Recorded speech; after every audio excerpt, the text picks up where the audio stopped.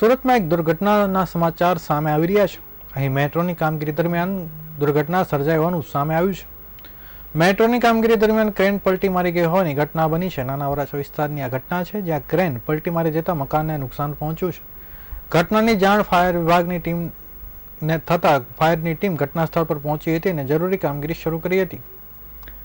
સુરતમાં મેટ્રોની કામગીરી દરમિયાન દુર્ઘટના સર્જાઈ રહી છે। મેટ્રોની કામગીરી દરમિયાન ક્રેન પલટી મારી ગઈ છે। ઘટનાને લઈ સમગ્ર વિસ્તારમાં અફરાતફરીનો માહોલ સર્જાયો હતો।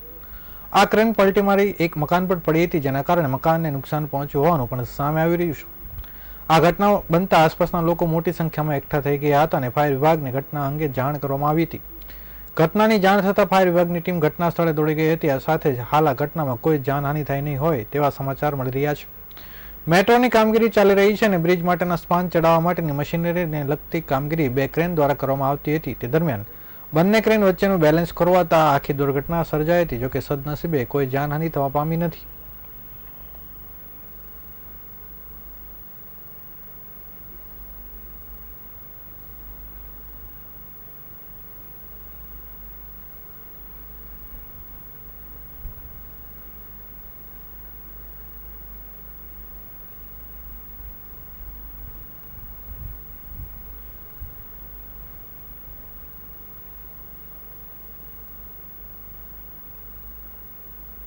સંદીપ કુમાર પટેલ છે, જે આજે જે ઘટના બની છે તેના માટે આ ક્રેનનો જે આ પિલ્લર છે તે ઉપર ચડાવતા હતા બંને ક્રેન દ્વારા, પણ એનું વજનમાં બેલેન્સ ખોરવાઈ ગયું હતું ક્રેનનું, જેના લીધે એક ક્રેન નમી ગઈ। તેના લીધે બીજી ક્રેન ઉપર ભાર આવ્યો, તેના લીધે એનો બેન વળી ગઈ ને એ ધડાંગલીને પાછળના મકાન પર પડી।